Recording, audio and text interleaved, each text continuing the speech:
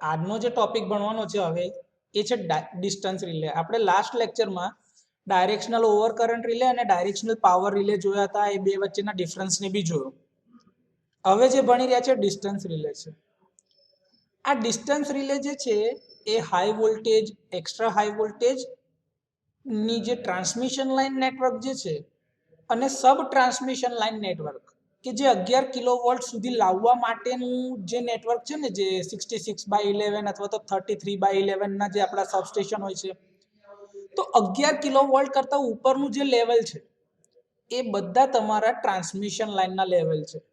તો એવા ઊંચા હાઈ વોલ્ટેજ વાળા નેટવર્ક અને સબ ટ્રાન્સમિશન લેવલના નેટવર્કમાં વપરાતી રિલે જે છે એ છે તમારી ડિસ્ટન્સ રિલે. જેવું નામ છે એના પરથી જ ખબર પડે છે કે આ રિલેનું ઓપરેશન જે છે ડિસ્ટન્સ ઉપર આધારિત છે. એટલે કે ટ્રાન્સમિશન લાઇનની લંબાઈના આધારે આ રિલે ઓપરેટ થશે. યસ ઓર નો? કેટલું અંતર કાપે છે એના આધારે જ આ રિલેનું ઓપરેશન થશે. હવે આ રિલે જે છે ને એ બેસિકલી કેવી રીતે ઓપરેટ થશે?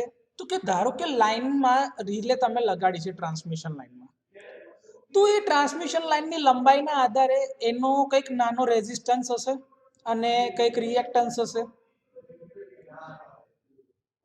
એના આધારે એ રિલેનો કોઈક ઇમ્પિડન્સ હશે.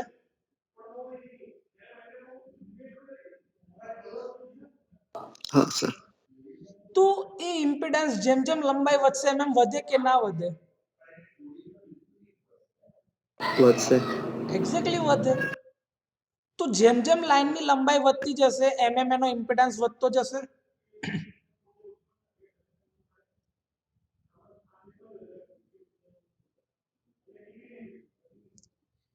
હા સર. ઇમ્પિડન્સ રિલે જે આ ડિસ્ટન્સ રિલે છે એના ઇમ્પિડન્સની ઉપર ડિપેન્ડ કરે છે કે એનો ઇમ્પિડન્સ કેટલો છે, અને જે ઇમ્પિડન્સ હશે એ લાઇનના લંબાઈના સમપ્રમાણમાં હશે. અને લોકેશન ઓફ રિલે અને ધ ફોલ્ટ પોઈન્ટ, એટલે કે જ્યાં આગળ રિલે લગાડી છે ત્યાંથી લાઇનની અંદર જ્યાં લોકેશન પર ફોલ્ટ થશે ત્યાં સુધીનો ઇમ્પિડન્સ જોવે છે. ઓકે?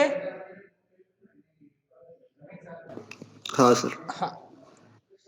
તો આ પ્રકારની ડિસ્ટન્સ રિલે જે છે ને એના અલગ અલગ ટાઈપ છે, જેમાં ઇમ્પિડન્સ રિલે, રિએક્ટન્સ રિલે, મો અથવા તો એડમિટન્સ રિલે, ઓમ અથવા તો એંગલ ઇમ્પિડન્સ રિલે, ઓફસેટ મો રિલે અને છેલ્લી છે ક્વોડ્રિલેટરલ રિલેઝ. હવે આપણે ધીરે ધીરે આ બધી રિલે વિશે જોઈએ. અહીં સુધી કોઈને કોઈ ડાઉટ છે બેટા? ઓકે. આ ઇમ્પિડન્સ રિલેની ફિગર દેખાય છે ભાઈ તમને? હા સર.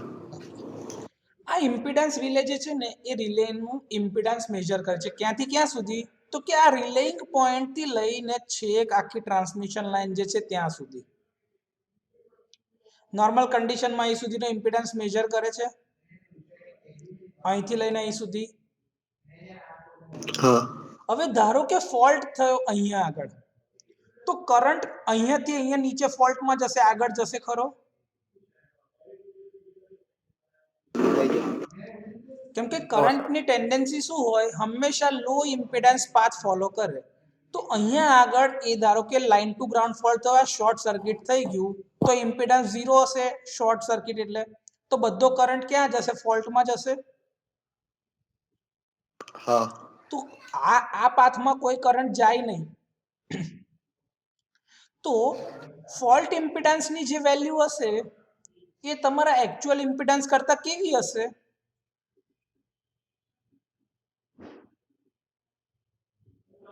ઓછી હશે. ઓછી હશે, કેમ કે લંબાઈ જ ઓછી છે. જો ને તમે લંબાઈ ઓછી છે તો ઇમ્પિડન્સ ઓછો હશે. હા સર. યસ.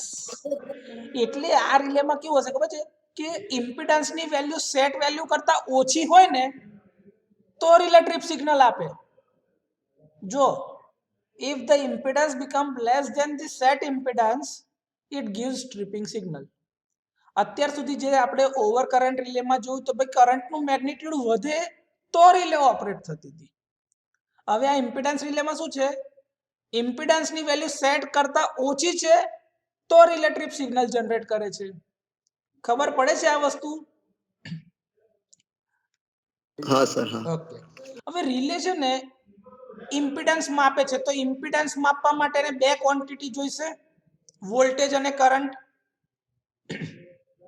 हाँ તો બસના વોલ્ટેજ કઈથી માપે છે? જો કોની મદદથી માપે છે બસ વોલ્ટેજીસ? पीटी थी પીટી ની पोटेंशियल મદદથી, એટલે કે ट्रांसफर પોટેન્શિયલ ટ્રાન્સફોર્મર ની મદદથી. અને લાઈનનો કરંટ કોની મદદથી માપે છે? सीटी सीटी કરંટ थी ટ્રાન્સફોર્મર ની મદદથી.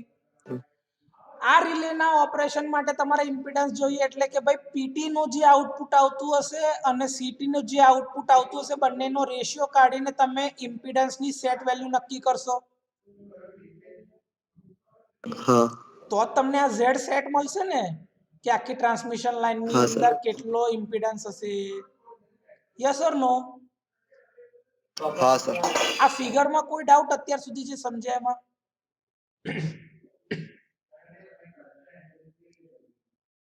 આ ફિગરમાં કોઈ ડાઉટ છે? ना सर ઓકે, આગળ જઈએ. हाँ તો આ ઇમ્પિડન્સ રિલે કેવી રીતે કામ કરે છે? તો કે સર આ બે ઇનપુટ વાળી રિલે છે, એના ઓપરેશન માટે એને ઇનપુટમાં વોલ્ટેજ અને કરંટ બે ક્વોન્ટિટી જોઈએ. हाँ વોલ્ટેજનું ઇનપુટ એને મળશે પોટેન્શિયલ ટ્રાન્સફોર્મરમાંથી અને કરંટનું ઇનપુટ મળશે એને કરંટ ટ્રાન્સફોર્મરમાંથી.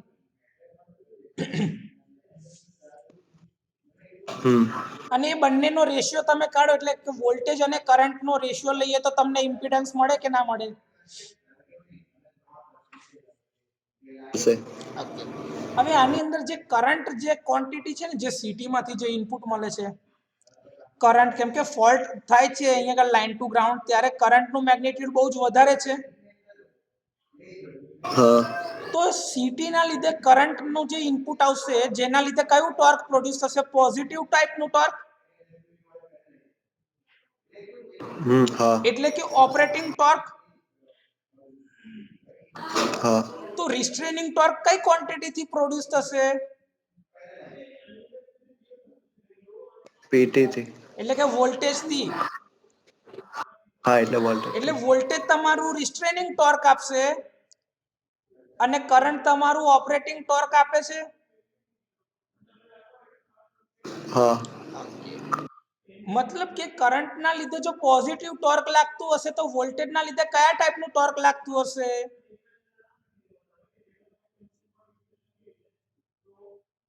જો કરંટ ના લીધે ઓપરેટિંગ ટોર્ક અને ઓપરેટિંગ ટોર્ક ને જો તમે પોઝિટિવ લેતા હોય, તો વોલ્ટેજ ના લીધે લાગે છે રિસ્ટ્રેનિંગ ટોર્ક.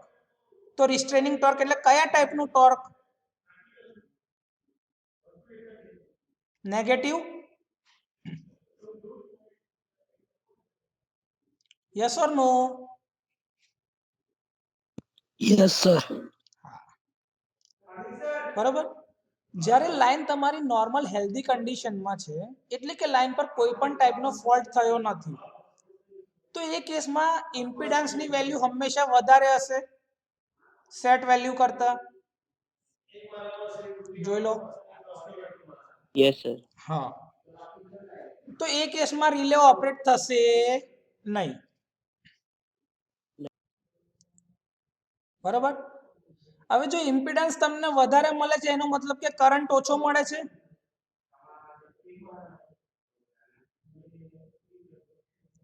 यस सर કરંટ ઓછો છે તો ઓપરેટિંગ ટોર્કની વેલ્યુ ઓછી છે.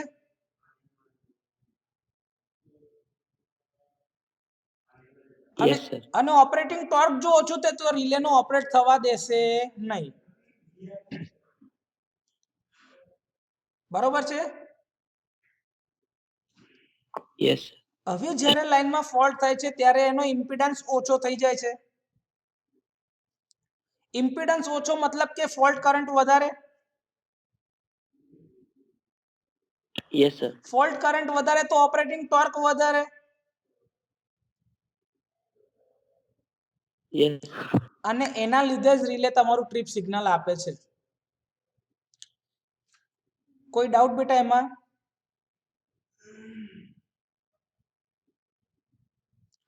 આ પ્રકારના ઇમ્પિડન્સ રિલેમાં જો ફેઝ ડિસ્ટન્સ રિલેનો યુઝ કરતા હોય, તો એનું જે સેટિંગ કરવામાં આવે છે એમાં પોઝિટિવ સિક્વન્સનો ઇમ્પિડન્સ ધ્યાન પર લેવાય છે. પોઝિટિવ સિક્વન્સનો ઇમ્પિડન્સ ક્યાંથી ક્યાં સુધી? તો કે રિલેઇંગ પોઈન્ટ થી લઈને ફોલ્ટ પોઈન્ટ સુધી. રિલેઇંગ પોઈન્ટ થી લઈને ફોલ્ટ પોઈન્ટ સુધીના પોઝિટિવ સિક્વન્સના ઇમ્પિડન્સને ધ્યાન પર લેવાય છે. જ્યારે ગ્રાઉન્ડ રિલે હોય જે ગ્રાઉન્ડ ઇમ્પિડન્સ રિલે જે હોય એનું સેટિંગ કરવા માટે ઝીરો સિક્વન્સ કમ્પોનન્ટને ધ્યાન પર લેવાય છે, જેથી ડિસ્ટન્સ અથવા તો રિલેનું ઇમ્પિડન્સ ચોક્કસ માપી શકાય. અને રિલે જ્યાંથી જ્યાં સુધી પ્રોટેક્શન આપે છે ને એને કહેવામાં આવે છે રીચ ઓફ રિલે. શું કહેવાય? Reach of the relay. Clear?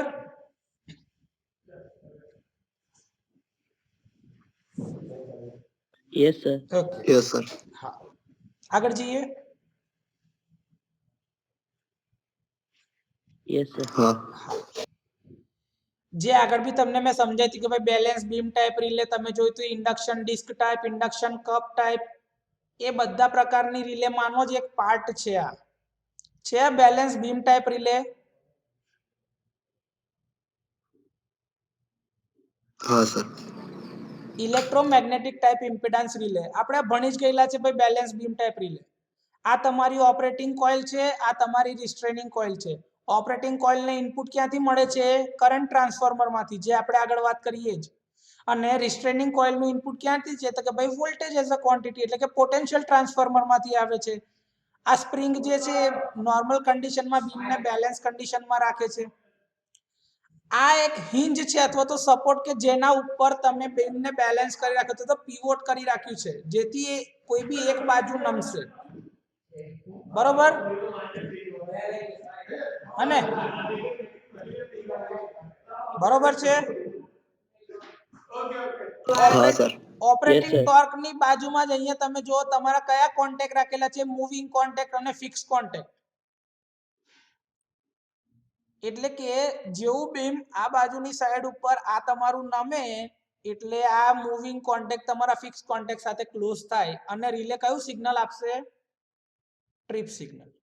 Tripping signal. જેથી તમારા હેલ્ધી પાર્ટ અને ફોલ્ટી પાર્ટ એકબીજાથી અલગ થઈ જાય.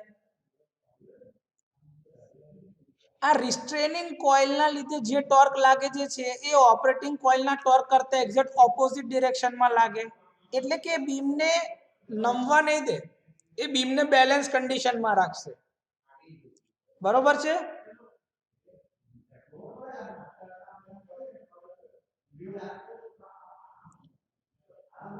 Yes, sir. हाँ सर. આપણે આ બી જોયું તો ભાઈ positive torque region, negative torque region, ideal characteristic. પણ આ કેરેક્ટરિસ્ટિક કોઈ દિવસ 0 થી શરૂ ના થાય, કેમ કે એની અંદર રેસિડ્યુઅલ મેગ્નેટિઝમ હોય થોડું, જેના લીધે આ ક્વોન્ટિટી હંમેશા 0 કરતા થોડા ઉપરથી ઓપરેટ થાય છે. યાદ આવ્યું બેટા આ ફિગર આપણે જે ભણ્યા હતા બેલેન્સ બીમ ટાઈપ રિલેમાં?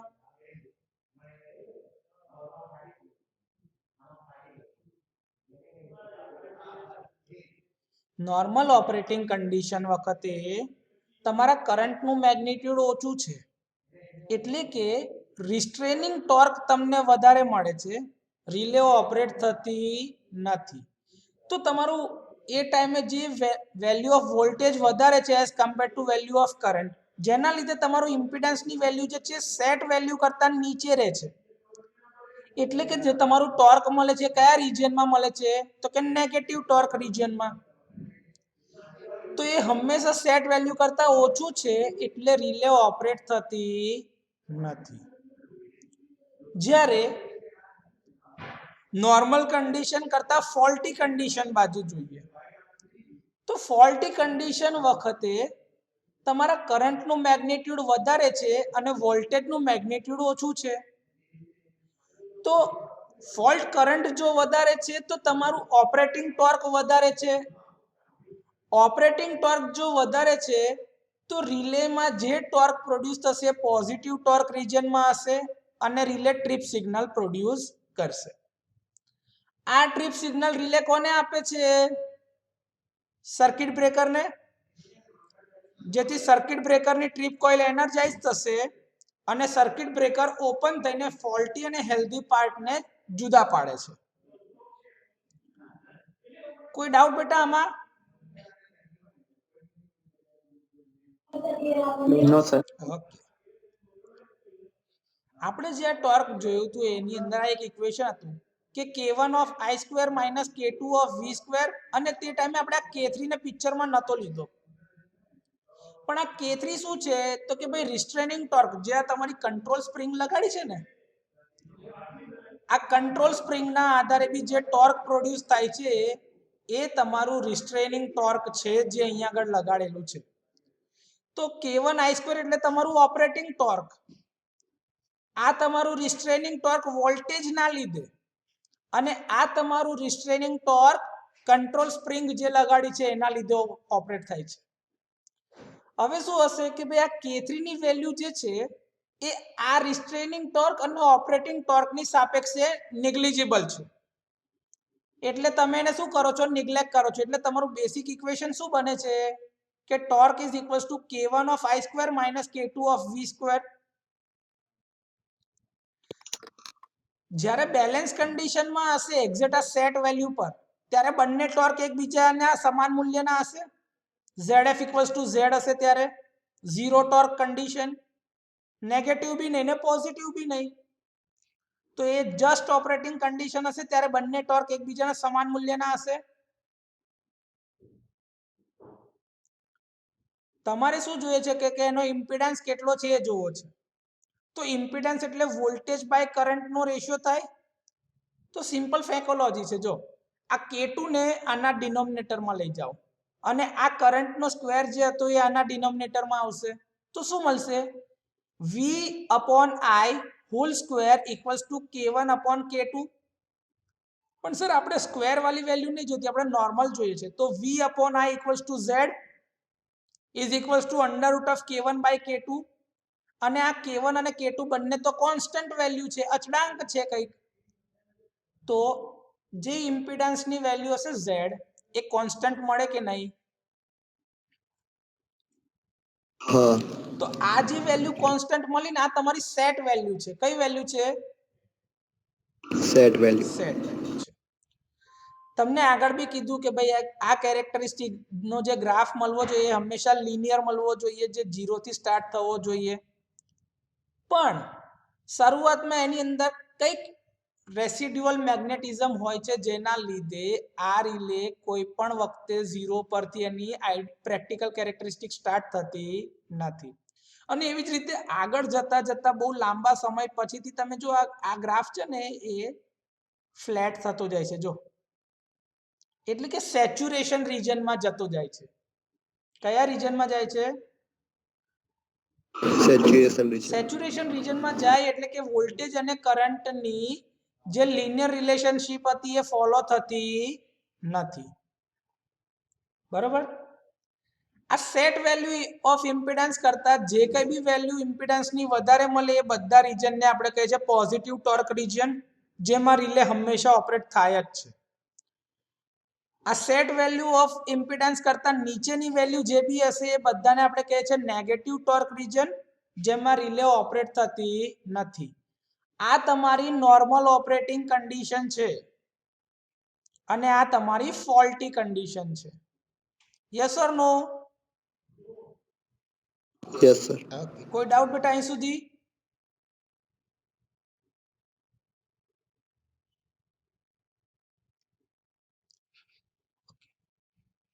આ રિલેની ઓપરેટિંગ કેરેક્ટરિસ્ટિક તમારે આરએક્સ પ્લેન પર જોઈતી હોય, જેને આરએક્સ ડાયાગ્રામ બી કહેવામાં આવે છે. તો આરએક્સ ડાયાગ્રામ પર તમારે આ ઇમ્પિડન્સ મેજર કરવો હોય તો કેવી રીતે મેજર કરી શકાય?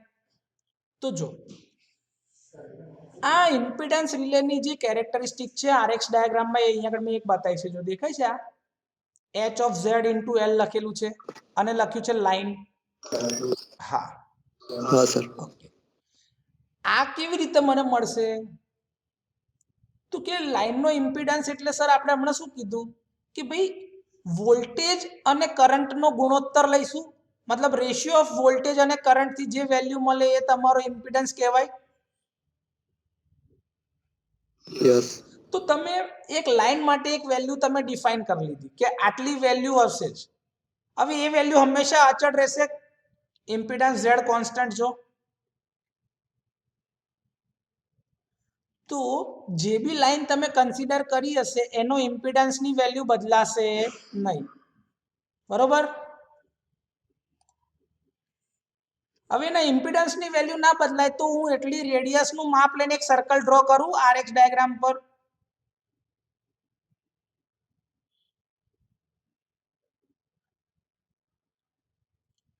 બરાબર છે કે નહીં? हाँ सर ઓકે. અહીંયા આગળ જે બી તમે ઇમ્પિડન્સ મેજર કરશો એની સાથે સાથે એનો શું એંગલ આવશે? ફેઝ એંગલ આવશે બીજો. આર અને એક્સ ની સાપેક્ષે ફેઝ એંગલ એનો. કેમ કે આર એટલે તમારો રેઝિસ્ટન્સ અને એક્સ એટલે તમારો રિએક્ટન્સ. આર શું છે? તમારો રેઝિસ્ટન્સ અને એક્સ એટલે તમારો ઇમ્પિડન્સ. रजिस्टर તમને યાદ છે તમે ઇમ્પિડન્સ ઝેડ એટલે એવું કહેતા કે આર પ્લસ જે ઇન્ટુ એક્સ. हाँ हाँ તો તમે એવું કહેશો કે ભાઈ sir impedance is a combination of resistance and reactance. हाँ તો આ આરએક્સ ડાયાગ્રામ એટલે એક બાજુની સાઈડ પર રેઝિસ્ટન્સ છે અને બીજી બાજુની સાઈડ પર રિએક્ટન્સ છે. તમે ખબર છે તમે એવું કહેતા કે ભાઈ 5 ઓહ્મ નો અવરોધ છે, જે 5 ઓહ્મ નો ઇમ્પિડન્સ છે, જેમાં 3 ઓહ્મ તમારો રેઝિસ્ટન્સ છે ને 4 ઓહ્મ તમારો રિએક્ટન્સ છે, તો તમને વેક્ટર સમ 5 મળતો તો 3 સ્ક્વેર પ્લસ 4 સ્ક્વેર નો હા. અંડર રૂટ તો 5 મળે કે નહીં? हाँ हाँ सर બસ हाँ આવી જ રીતે તમને તમારું ટ્રાન્સમિશન લાઈનમાં તમે આવું સર્કલ ડ્રો કરેલું છે. બરોબર છે. हाँ सर તમે ટ્રાન્સમિશન લાઈનમાં ઝેડ જેની લંબાઈ હતી, જે ઇમ્પિડન્સ હતો એ તો અચળ છે જ, તમને મળી ગયો છે એટલે 360 ડિગ્રી પર તમે આ સર્કલ ડ્રો કર્યું કે નહીં? यस सर હા. તો જો અહીંયા આગળ એક વાત એટલે લખી રાખી છે કે the operation of impedance relay is independent of phase angle. Impedance જે રિલે છે એના ઇમ્પિડન્સ પર જ આધાર રાખે છે, એની વચ્ચેના ફેઝ એંગલ ઉપર આધારિત નથી. જો ફેઝ એંગલ ઉપર આધારિત નથી એટલે તમે આ સર્કલ ડ્રો કર્યું છે.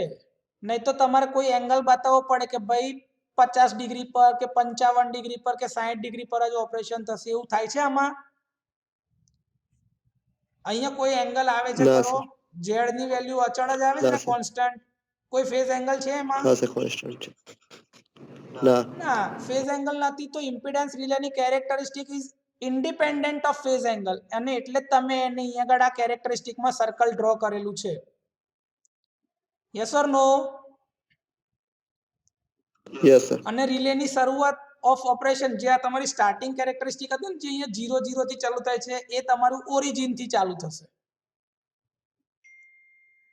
બરોબર છે. हाँ सर અને આ સર્કલની આ બાઉન્ડ્રી, આ પોઈન્ટ શું બતાવે છે?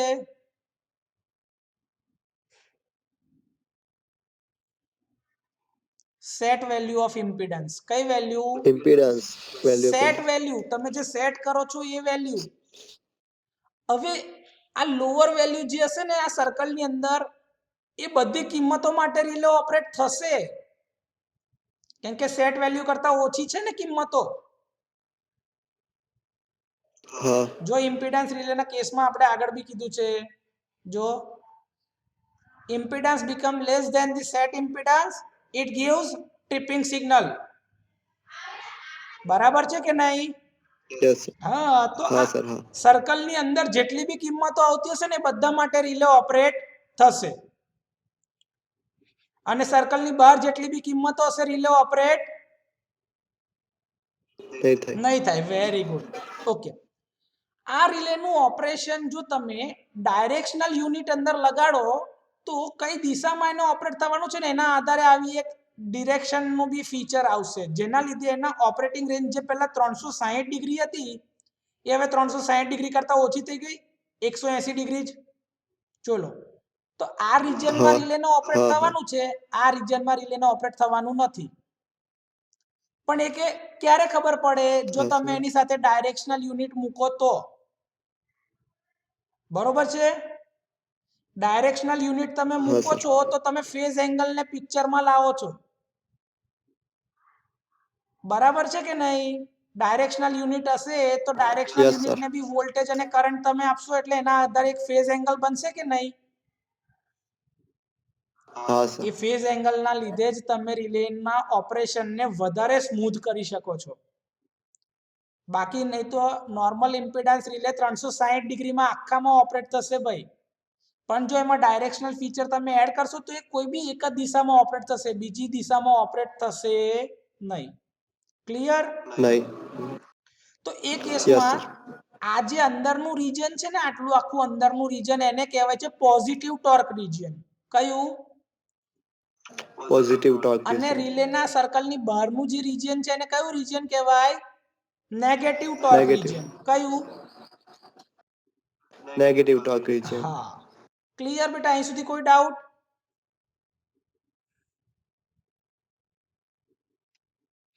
ઓકે સર, આરએક્સ ડાયાગ્રામ પર ના જોઈતી હોય અને ટાઈમના સ્કેલ પર અમારે કેરેક્ટરિસ્ટિક જોઈતી હોય તો ટાઈમ ઇમ્પિડન્સ કેરેક્ટરિસ્ટિક પર આવી જાઓ. તો ટાઈમ ઇમ્પિડન્સ કેરેક્ટરિસ્ટિક શું બતાવે છે કે જો તમારી સેટ વેલ્યુ તો ઇમ્પિડન્સની તમે સેટ કરેલી છે, ઇમ્પિડન્સની વેલ્યુ તમે સેટ કરેલી છે કે નહીં? એ બદલાવાની છે? હા સર, સેટ કરે. ના, એ ના બદલાવાની સર. નથી. બરોબર? તો આટલી વેલ્યુ તમે જે સેટ કરેલી છે, આ તમારું ડિસ્ટન્સ છે. આ શું છે તમારું? ડિસ્ટન્સ, કે જે વેલ્યુ તમે Distance. ઇમ્પિડન્સની સેટ કરી. તો એ ડિસ્ટન્સ કઈ એક્સિસ પર છે? એક્સ એક્સિસ પર. Y axis. એક્સ એક્સિસ પર ડિસ્ટન્સ હા. અને વાય એક્સિસ પર શું છે તમારો ઓપરેટિંગ ટાઈમ. હા. હા. તો તમે જો કે જ્યારે બી રિલેની સેટ વેલ્યુ કરતા ઓછી વેલ્યુ હશે તો ઇમ્પિડન્સ ઓછો ક્યારે આવે? જ્યારે ફોલ્ટ થયો હોય ત્યારે. હા સર. તો રિલેનો ઓપરેટ થવાનું છે, પણ એના માટેનો સમય જો દરેક વખતે કેવો છે? એક જ સરખો છે? આ પોઈન્ટ પર લો, આ પોઈન્ટ પર લો, આ પોઈન્ટ પર, આ પોઈન્ટ પર, બધે એક સરખો છે કે નહીં? હા સર, ફિક્સ છે. એટલે જો લખી છે from the characteristic it is clear that operating time of the relay is constant for the set limit of distance for which the relay design. કેમ? એના માટેનો ઓપરેટિંગ ટાઈમ ફિક્સ છે. એ આખી લાઈન ઉપર જે સેટ વેલ્યુ તમે ઇમ્પિડન્સની નક્કી કરી છે તેના માટે એનો ઓપરેટિંગ ટાઈમ બદલાતો નથી. બરોબર? હા સર. એની પછી જે છે તો વોલ્ટેજ વધારે છે ને કરંટ ઓછો છે તો રિલેનો ઓપરેટ થવાનું નથી.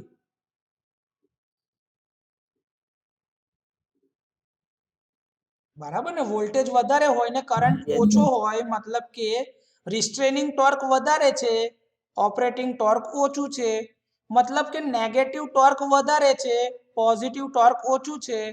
એટલે કે નોર્મલ કન્ડિશન છે કે જેમાં ઇમ્પિડન્સની વેલ્યુ વધારે છે તો રિલેને ઓપરેટ થવાનું નથી. અત્યારે આપણે આખી લાઈનની અંદર સેટ વેલ્યુ નક્કી કરી છે. આપણે એવું નહીં નક્કી કર્યું કે આપણે આખી લાઈનના કેટલા ટકા પર રિલેને ઓપરેટ કરાવડાવી છે. એટલે કે રેન્જ ઓફ ધ લાઈન, કે ભાઈ તમારે ક્યાં સુધી એને પ્રોટેક્શન આપવાનું છે તમે નક્કી કરેલું નથી. એટલે ખાલી આપણે અત્યારે એ જ જોઈએ છે કે આખી લાઈન તમારે પ્રોટેક્ટ કરવાની છે. રિલેની કોઈ બી ટાઈપની કેરેક્ટરિસ્ટિક તમે લો, કા ટાઈમ ઇમ્પિડન્સ કેરેક્ટરિસ્ટિક લો, કા તો આરએક્સ ડાયાગ્રામની કેરેક્ટરિસ્ટિક લો, પણ રિલેને આખી લાઈનને ઓપરેટ કરવાનું છે. Yes or no? Yes sir. હવે જે બીજા પ્રકારની રિલે જે છે, ઇમ્પિડન્સ રિલેમાં કોઈને કોઈ ડાઉટ છે બેટા?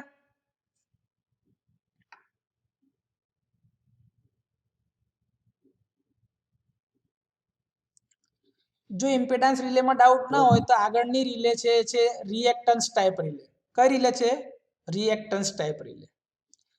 અહીંયા બી તમે ચાહો તો તમે આ પ્રકારનું કન્સ્ટ્રક્શન યુઝ કરી શકો છો, બેલેન્સ બીમ ટાઈપ. એમાં બી બે ક્વોન્ટિટી હતી, ઓપરેટિંગ કોઇલ ને રિસ્ટ્રેનિંગ કોઇલ, કરંટ અને વોલ્ટેજ. એવું અહીંયા બી તમે બે ક્વોન્ટિટી યુઝ કરી શકો છો. કેમ કે એક છે તમારી રિસ્ટ્રેનિંગ કોઇલ ને બીજી છે તમારી ઓપરેટિંગ કોઇલ. અહીંયા તમે કયા પ્રકારનું કન્સ્ટ્રક્શન લીધું છે તો કે 4 pole induction cup type relay.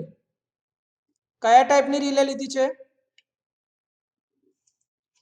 Four pole induction सब type relay cup type, cup CUP cup type હા, हाँ कप टाइप બરાબર છે. આ રિએક્ટન્સ રિલે છે એટલે ઓપરેટિંગ ક્વોન્ટિટી કઈ હશે તો કે ભાઈ રિએક્ટન્સ જ ખાલી ધ્યાન પર લેવાનો છે. મતલબ કે સર્કિટનો રેઝિસ્ટન્સ બહુ જ ઓછો છે એટલે એને નેગ્લિજિબલ ગણીને ઇગ્નોર કરવાનો છે. રેઝિસ્ટન્સની વેલ્યુને આના ઓપરેશનમાં આપણે કન્સિડર કરવાના નથી. બરોબર છે. કહેવા એવું બી માંગે છે કે જો લાઈનનો રેઝિસ્ટન્સ વધે કે ઘટે બદલાય તો બી રિલેના ઓપરેશનમાં કોઈ ફેરફાર થશે નહીં. રિલેનું ઓપરેશન જે છે એ લાઈનના રેઝિસ્ટન્સથી ઇન્ડિપેન્ડન્ટ, કે લાઈનના રેઝિસ્ટન્સમાં વધારો ઘટાડો થાય તો બી રિલેના ઓપરેશન પર કોઈ ફેરફાર થશે નહીં. આ પ્રકારની રિલેનું ઓપરેશન જે છે ખાલી ને ખાલી રિએક્ટન્સ ઉપર આધારિત છે. એટલે કે જ્યારે તમારા કોન્ટેક્ટ એકબીજાને ટચ થાય કાં તો એકબીજાથી છૂટા પડે તો એની વચ્ચે જ્યારે કોન્ટેક્ટ સેપરેશન થાય ને તો આર્ક પ્રોડ્યુસ થાય. એ આર્ક રેઝિસ્ટન્સની બી આ ટાઈમ જે ફોલ્ટ થતો હશે ત્યારે રિલેને જે ઓપરેટ થવાનો જે સમય હશે ને એના ઉપર આ આર્ક રેઝિસ્ટન્સની બી કોઈ અસર થતી નથી. ક્લિયર? આ પ્રકારની રિલે બહુ હાઈ સ્પીડ રિલે છે અને 4 pole type induction cup type રિલેનું કન્સ્ટ્રક્શન છે તો આનો ટોર્ક બી વધારે મળશે. આ રિલેનો ઓપરેટિંગ ટોર્ક બી કેવું હોય છે? વધારે. રિલેનું ઓપરેશન જે છે એ કરંટના સ્ક્વેરના પ્રપોર્શનમાં હશે. જે બી ટોર્ક મળશે એ તમારા કરંટના સ્ક્વેરના પ્રપોર્શનમાં મળતું હશે. જો અહીંયા તમે જોઈ શકો છો તો રિસ્ટ્રેનિંગ પ્રેશર કોઇલ છે એટલે કે વોલ્ટેજની કોઇલનું ઇનપુટ અહીંયા આગળ છે, કરંટની કોઇલનું ઇનપુટ અહીંયા આગળ છે. આ જે પોલરાઇઝિંગ કરંટ કોઇલ જે છે એ ડાયરેક્શનલ ફીચર આપે છે કે એને કઈ દિશામાં ઓપરેટ થવાનું છે. એટલે કે આ પોલરાઇઝિંગ કરંટ કોઇલ મૂકેલી છે જેમાં કરંટ એક દિશામાંથી બીજી દિશામાં જતો હશે, જેના લીધે એને ડાયરેક્શન મળે છે. ક્લિયર? यस सर પ્રેશર કોઇલમાંથી જે બી કરંટ જતો હશે ને એ લગભગ તમારા ફેઝ ક્વોન્ટિટીની સાથે હશે. જો pressure coil is made, current through the pressure coil is made to flow nearly in phase with pressure coil voltage. એટલે કે એનો નેચર હંમેશા કયો હશે? રેઝિસ્ટિવ પ્રકારનો છે. by connecting a resistance whose value is much large compared to the pressure coil inductance. કેમ કે આ ક્વોન્ટિટીને તમે ઇન ફેઝ લો તો જ આના લીધે જે બી ઓપરેટિંગ ક્વોન્ટિટી મળે એમાં કંઈક ફેઝ એંગલ મળે ને. આને તમે રેઝિસ્ટિવ બનાવી દો તો જ આ એનો ઇન્ડક્ટિવ નેચર જાળવેલો રાખશે અને RX ડાયાગ્રામ પર બેની વચ્ચેની ફેઝ શિફ્ટ 90 ડિગ્રી મળે. આ જો ને રેઝિસ્ટન્સ અને રિએક્ટન્સ વચ્ચેનો ખૂણો કેટલા ડિગ્રીનો છે? 90 ડિગ્રીનો છે. R અને X વચ્ચે ભાઈ આ કાટખૂણો પડે છે કે નહીં? यस सर આપણાને બી ખબર છે કે એના સાઇનોસોઇડલ થીટાની વેલ્યુ જેટલી બી વધારે હશે એટલું તમારું ટોર્ક વધારે મળશે. તમે ખબર છે કે ભાઈ torque is proportional two I1 I2 sin theta. બતાવી દો એકવાર, યાદ કરાવું, ફરીથી તમને રિકોલ કરાવી દો કે ભાઈ જે ટોર્ક મળશે ને આ પ્રકારની રિલેમાં is proportional to phi into y, પણ એના જગ્યાએ આ જો છે phi1 phi2 maximum of sin theta એટલે I1 I2 sin 90 ડિગ્રી એટલે કે ભાઈ બેની વચ્ચેનો ખૂણો જો 90 ડિગ્રી તમે રાખેલો હશે તો એનું ટોર્ક હંમેશા તમને કેવું મળશે? મેક્સિમમ. એટલે 90 ડિગ્રીની ફેઝ શિફ્ટ બનાવવા માટે જ અહીંયા રિસ્ટ્રેનિંગ પ્રેશર કોઇલની સાથે બહુ જ ઊંચી કિંમતનો રેઝિસ્ટન્સ સિરીઝમાં લગાડવામાં આવે છે, જેથી પ્રેશર કોઇલ જે અહીંયા લગાડેલી છે એનું ઇન્ડક્ટન્સ તમે નેગ્લિજિબલ કરી શકો. તો અહીંના વોલ્ટેજ અને કરંટ બંને એકબીજા સાથે સેમ ફેઝમાં, જ્યારે અહીંયા આગળનો જે કરંટ હશે એ આનાથી એક્ઝેક્ટ 90 ડિગ્રી હશે. તો બેની વચ્ચે 90 ડિગ્રીની ફેઝ શિફ્ટ મળે તો તમારું ઓપરેટિંગ ટોર્ક મહત્તમ મળે. બરોબર? જે તમને આગળ બી મેં કીધું કે ભાઈ 4 પોલ ઇન્ડક્શન કપ ટાઈપના સ્ટ્રક્ચરમાં ઓપરેટિંગ ટોર્ક બહુ જ વધારે મળે છે. આ પ્રકારની રિલેમાં ટોર્ક ટુ વેટ રેશિયો બહુ ઊંચો હોય છે, જેના લીધે આ બહુ સેન્સિટિવ મેજરિંગ યુનિટ છે. એટલે નાનામાં નાના ચેન્જને બી માપી શકે એવી છે આ રિલે. પોલરાઇઝિંગ કરંટ કોઇલ જે તમારી લગાડી છે એ પોલારિટી આપે છે, બરોબર છે, જેના લીધે પોલરાઇઝિંગ ફ્લક્સ પ્રોડ્યુસ થશે. ઉપરના ભાગમાં અલગ ટાઈપનું અને નીચેના ભાગમાં અલગ ટાઈપનું. જો ઉપર અલગ અને નીચે અલગ પોલારિટીના આધારે, બરોબર છે. આ બંને અલગ અલગ ફ્લક્સના લીધે બંનેની વચ્ચે કંઈક ઇન્ટરેક્શન થશે, જેના આધારે એક રિઝલ્ટન્ટ ફ્લક્સ પ્રોડ્યુસ થતું હશે. આ તમારી ઓપરેટિંગ કોઇલની અંદર જે બી ટોર્ક લાગે છે એ તમારું K1 ઓફ I². આ તમારું ઓપરેટિંગ ટોર્ક છે કે નહીં? K1 ઓફ I², કેમ કે કરંટ ઓપરેટિંગ ક્વોન્ટિટી છે. તો ઓપરેટિંગ કોઇલનો જે કરંટ હશે એ તમારી ઓપરેટિંગ ટોર્ક આપતું હશે, જેની વેલ્યુ K1 ઓફ I² થી આપણે લઈએ છીએ. અને વોલ્ટેજના આધારે તમારું રિસ્ટ્રેનિંગ ટોર્ક મળે છે. તો રિસ્ટ્રેનિંગ ટોર્ક જે હશે એ ઓપરેટિંગ ટોર્ક કરતા વિરુદ્ધ દિશામાં હશે. બરોબર? અહીંયા તમે જોતા હોય તો ફેઝ એંગલ એડજસ્ટમેન્ટ વાળી સર્કિટ જો લગાડેલી છે તમે પોટેન્શિયલ કોઇલની સાથે, જે આ છે ને આ જ છે ભાઈ, આ એક્સેલ તમે જે વધારે લગાડો છો ને ફેઝ શિફ્ટ 90 ડિગ્રીની કરવા માટે, આ એ જ વસ્તુ છે, ફેઝ એંગલ એડજસ્ટમેન્ટ વાળી સર્કિટ. તમે એ બી જાણો છો કે ભાઈ કંટ્રોલ સ્પ્રિંગના આધારે બી એક ટોર્ક લાગે છે, રિસ્ટ્રેનિંગ ટોર્ક K3 જેટલું. તો ટોટલ ટોર્ક કેટલું લાગ્યું? તો કે ભાઈ operating torque minus restraining torque K2 V into I cos 90 minus 5 minus K3. આ તમારું સ્પ્રિંગના લીધે લાગતું રિસ્ટ્રેનિંગ ટોર્ક છે. બરોબર છે? સ્પ્રિંગના આધારે જે રિસ્ટ્રેનિંગ ટોર્ક અથવા તો રિસ્ટ્રિક્ટિંગ ટોર્ક લાગે છે એની કિંમત બહુ જ ઓછી છે, જેને તમે નિગ્લેક્ટ કરી શકો છો. તો તમારું ઇક્વેશન શું બને છે? T equals to K1 of I² minus K2 V into I cos 90 minus 5. હવે આ cos 90 માઇનસ તો તમે આની અંદર ચેન્જ લઈ શકો છો.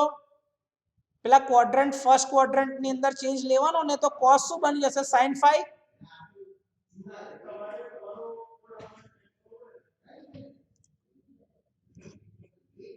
બરાબર છે કે નહીં? હવે રિલેનું ઓપરેશન તમારે જો જોઈતું હોય તો તમારે શું કરવું પડે કે ભાઈ આ ટોર્ક જસ્ટ આ પોઈન્ટ જે હશે સેટ વેલ્યુ, ત્યારે બંને ટોર્ક એકબીજા જોડે સમાન મૂલ્યના. તો તમે આવું કહી શકો K1 of I² equals to K2 of V². તો મેં શું કર્યું?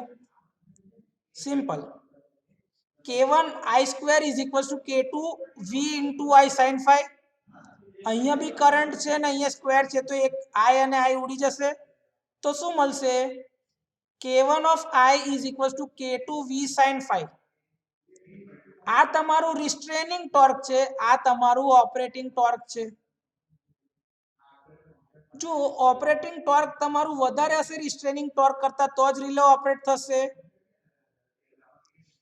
તો મેં શું કર્યું કે ભાઈ ઓપરેટિંગ ટોર્ક વધારે લાવવા માટે શું કર્યું? K1 upon K2 અને I² ને નીચે લખો તો V upon I એટલે Z થઈ જશે. તો K1 upon K2 greater than V upon I sin 5 અને V upon I એટલે તમારો ઇમ્પિડન્સ Z. તો K is greater than Z of sin 5. તમે યાદ કરો, તમે ઇમ્પિડન્સ ના બે કમ્પોનન્ટ હતા R અને X. R is equals to Z into cos theta લખતા હતા અને X is equals to Z into sin theta તમે લખતા હતા. એસી સર્કિટમાં જે આપણે ભણ્યા હતા એમાં યાદ છે?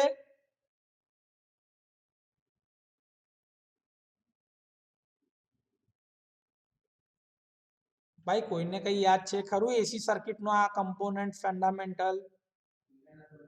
हाँ सर. એટલે મેં આ જે z ઓફ sin phi આવતા હતા ને એની જગ્યા પર મેં શું લખી દીધું? x. શું લખ્યું? X. x. તો રિએક્ટન્સ રિલેની કેરેક્ટરિસ્ટિક x ડાયાગ્રામ પર જ મળશે ખાલી, કેમ કે r ની વેલ્યુ તો નેગ્લિજિબલ છે. તો આ તમે સેટ વેલ્યુ રાખી. આ xn શું છે એની? Set value. Set value. અને આ તમારી લિમિટ છે. આની ઉપર જો કિંમત હશે તો રિલેનો ઓપરેટ થવાનું નથી. આની નીચે જો કિંમત હશે તો રિલેનો ઓપરેટ થવાનું છે. Yes or no? Yes sir. Yes. हाँ sir. સર હવે આની અંદર છે ને અહીંયા આગળ ફાઈ એંગલ બી આવ્યો છે પિક્ચરમાં, ફેઝ એંગલ. તો અહીંયા બી આવશે યસ. તો ફેઝ એંગલના આધારે તમારી ઓપરેટિંગ લાઇનની કેરેક્ટરિસ્ટિક મળશે. જેમાં જો ફાઈ ની વેલ્યુના લીધે જે તમારું આઉટપુટ મળે એ તમારું આ રિજિયનમાં હશે તો રિલે ઓપરેટ થશે. એના કરતા ઉપર હશે તો રિલે ઓપરેટ થાય નહીં. બરોબર છે? જો મેં લખેલું બી છે, directional unit having circular characteristic is used with the reactance relay. અહીં સુધી કોઈને કોઈ ડાઉટ છે બેટા? No sir. કઈ ને આજે અહીં સુધી જ રાખીએ હમણાં.